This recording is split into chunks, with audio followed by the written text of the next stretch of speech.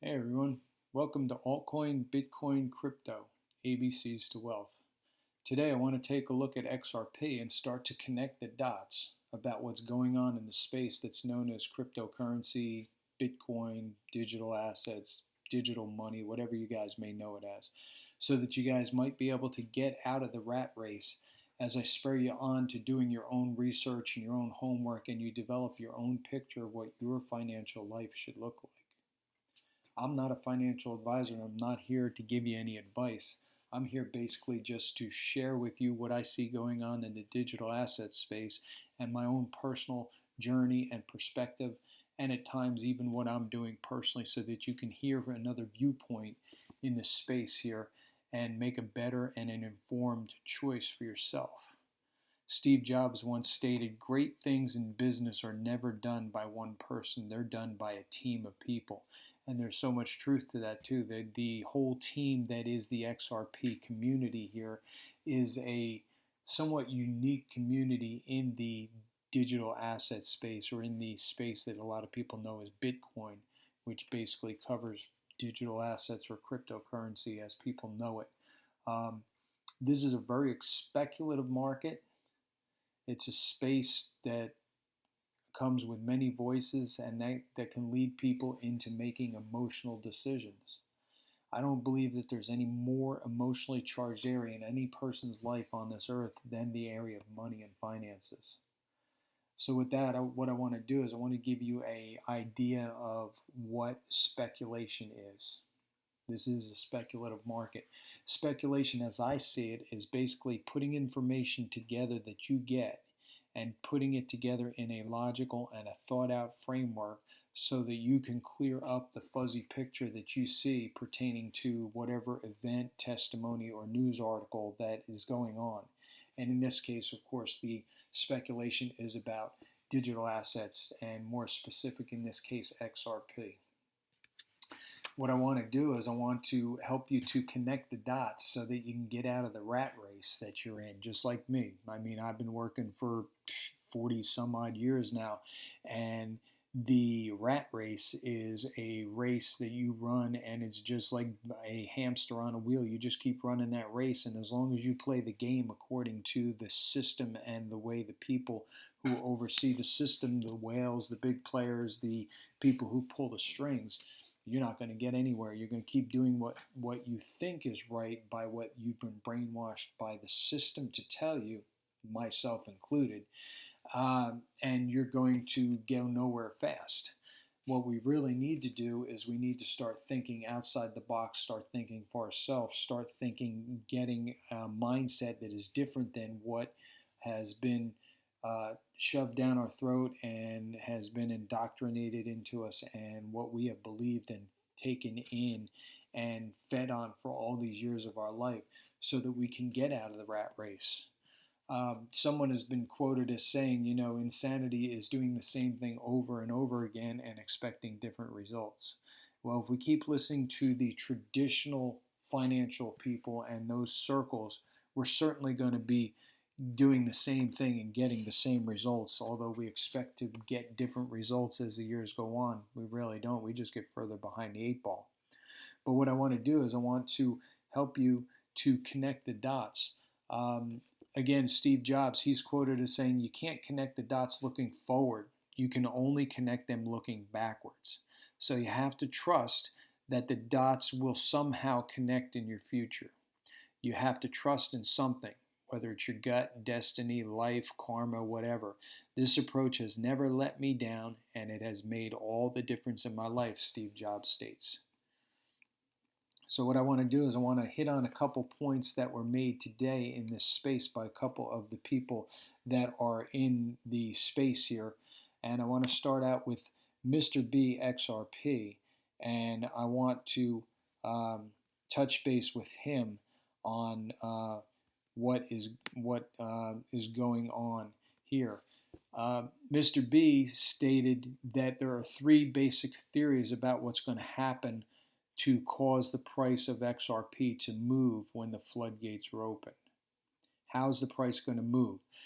He makes a statement in this video here that we're looking at, and I suggest you give him a follow because he's a good voice to listen to in this space.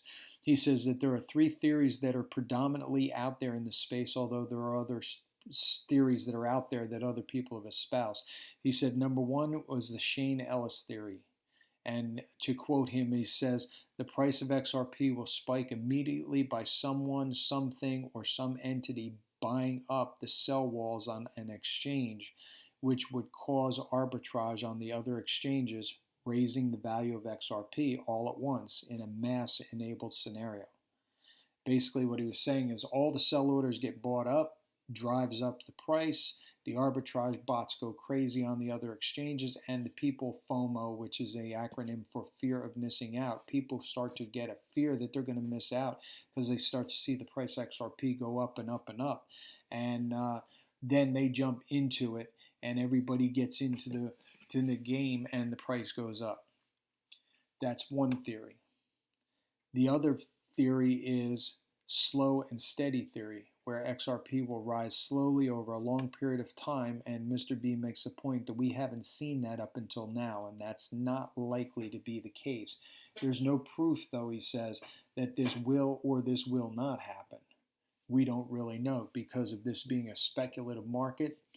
Anything goes, anything can happen. These things here that he's speculating on, and the three possibilities here, the possibilities are really endless what could happen. But then he goes on to say number three is a mass adoption event. And he says this is probably the most likely thing to happen. One day Ripple enables 20, 50, 100, 500 corridors all at once with ODL, which is on-demand liquidity, all at the same time. And the thing that might spur that on could be regulations. It could be a coordinated event globally where everyone just basically jumps in at the same time and says, okay, we're in the game. Everybody around the table financially in the globe goes thumbs up. The US, Canada, Mexico, China, Brazil, Russia, the Middle East, all of them say, okay, thumbs up. The IMF gives them a thumbs up, and everybody says, okay. Everybody gets into the game.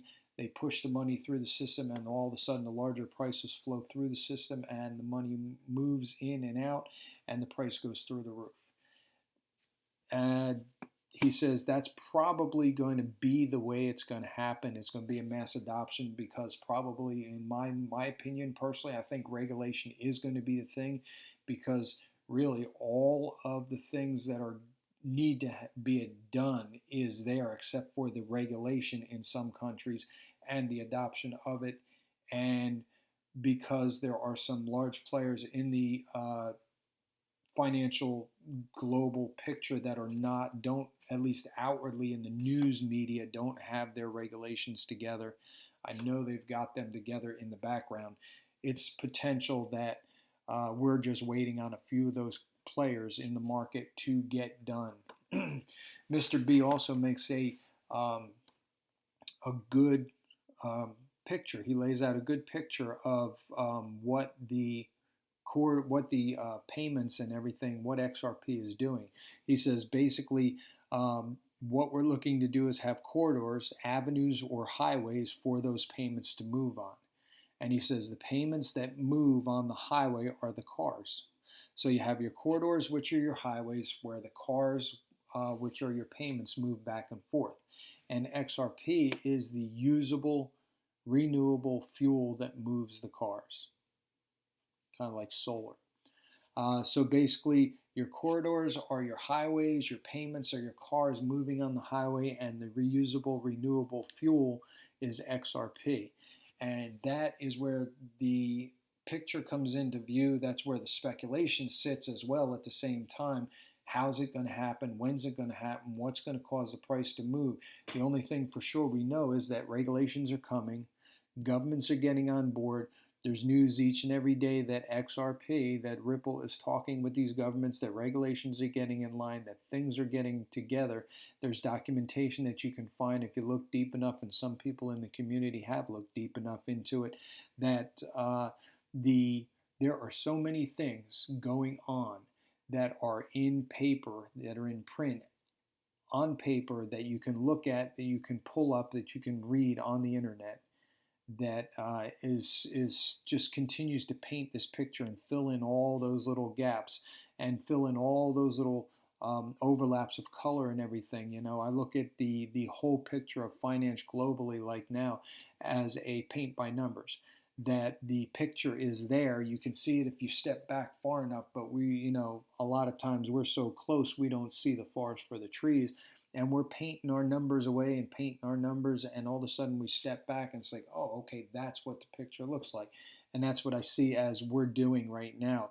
XRP is painting that picture, and there are entities around the globe that are helping that, like the IMF and the central banks and the banking system and the businesses that are going to use XRP and the cross-border companies like MoneyGram and all those companies that are using it that are helping to paint this picture. Now, the other thing that I want to do to help to connect the dots and get us out of this rat race for those who are seeing this maybe for the first time or hearing this for the first time is I want to look at a article that Brad Kimes had brought up earlier in his live stream today. He had stated that XRP is not a consumer-facing product, but MoneyGram is. Basically, what he was saying is people don't care what MoneyGram is and how it works. All they care about is that when they go to use it, that they're able to accomplish the important task of sending money back home to their loved ones and making sure that it gets there quickly and economically. That's what people want. That's what people all around the world want when they send money to their family. They want to know for sure that it gets there. But they have not had that up until this time with the old system called the SWIFT network, where they could lose up to 6% of the transactions that go on, and they are charged buku bucks. And people who send the money sometimes don't even know whether their family got the money until their family tells them, okay, I got it. And that could be anywhere from 5 to 10, 15 days later. And some cases, never. So the article is about MoneyGram. And I want to take the article here and just read a few sentences of it that come out. And basically, I really just want to read the first paragraph here just to give you a general idea of what's going on. It says here, December 4th, it says MoneyGram International Incorporated, a global provider of innovative money transfer services, today announced the expansion of its debit card deposit service internationally, which it launched in collaboration with Visa through Visa's real-time push payments platform, Visa Direct. This service is now available to Spain and the Philippines. As a result of the launch, MoneyGram is the first company in the industry to enable cross-border payments from the United States using Visa Direct. The company expects to launch the service to additional countries in the coming months. This is an exciting time for us as our business transformation continues to move at a rapid pace as we seek to accelerate digital growth and deliver a streamlined customer experience, said Alex Holmes, MoneyGram's chairman and CEO. Cross-border digital growth is a key strategic priority, and we will continue to lead the industry with innovative products and services. And then the article goes on. But at the end of the first paragraph there, it says the company expects to launch the service to additional countries in the coming months. When you think of additional countries, think of corridors. Think of what Mr. B said there in his statement. Corridors are highways. Payments that move on the highways are the cars. And XRP is the usable renewable fuel that moves the cars. He's saying additional countries, additional highways, additional corridors, so that additional cars, payments can be moved on those highways. And in doing that, XRP is going to be the one that they use.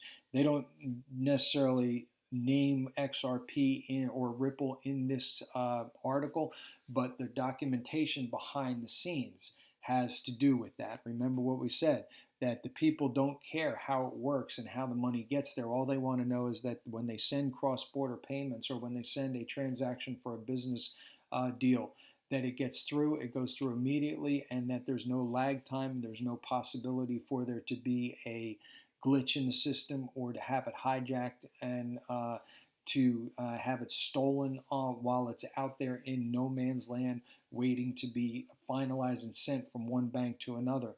The great thing about XRP is that it is so early right now in the game. It is still in the speculative stage, and it is still in the undervalued performing stage that a lot of people look at it and say, oh yeah, well, it's only 21, 22 cents right now. What value is that? And they look at it and say, oh yeah, well, this could never be. But there is a site called CoinFairValue, and it basically takes the coins and the tokens that are in the cryptocurrency, the Bitcoin space, the XRP space, and it gives you a fair value and it gives you the price. So we're going to look here at XRP, which is number 3, and it says the price today is 0.2143 when this was when I pulled this site up earlier. It was 0.2143, and the fair market value based off of this site is $1.40, $1.40.3. And then Bitcoin is priced today at $7,234.77. The fair market value price is $6,297.21. So we kind of see that XRP here is undervalued. The price today is 21 cents, but the fair market value is $1.40, whereas Bitcoin is priced today at $7,234.77, but the fair market is $6,297.21. And you can see as we go with Ethereum, Stellar, Binance, those kind of follow the same pattern. What I'm saying here is basically that XRP is going to be used globally around the world to do things that a lot of these digital assets don't have the ability to do. And the team that is teamed up, that has put XRP together with the network that it runs off of, has been working with central banks and governments and countries around the world and the IMF for the last 7 years to build this system. So they're 7 years into this, and they're still undervalued at 21 cents a token. I'm encouraging you guys to take a look at XRP and Ripple, the company. Look at the people behind it. Look at what's going on. Look at the fundamentals and see how undervalued it is. And see what you think about it. Look at the XRP community. Look at some of the information that is available out there. If you want to take a look, you can look at xrparcade.com or Stedas, STEDAS.HR. These are two sites that are very good sites to look at and to get information about Ripple, the company, and XRP, the token and the network and the software that it is running, and the token that it's using to make these transactions. So if you have any questions, the information is down below. Take a look at it, contact me, leave a comment, hit the like, subscribe, and we'll see you in the next video. Take care.